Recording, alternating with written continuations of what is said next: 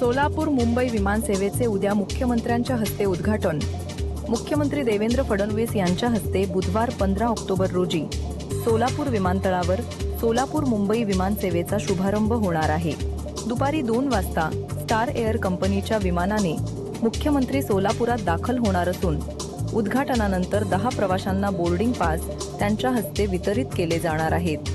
त्यानंतर पूरग्रस्तांना ration kit वाटप कार्यक्रमही पार पडणार असल्याची माहिती जिल्हाधिकारी कुमार आशीर्वाद यांनी दिली।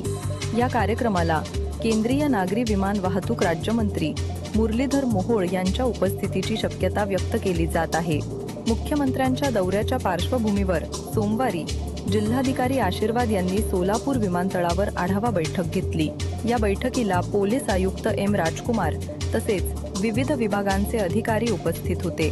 सुरक्षेच्या दृष्टीने सर्व आवश्यक तयारी करण्याच्या सूचना जिल्हाधिकाऱ्यांनी दिल्या आहेत।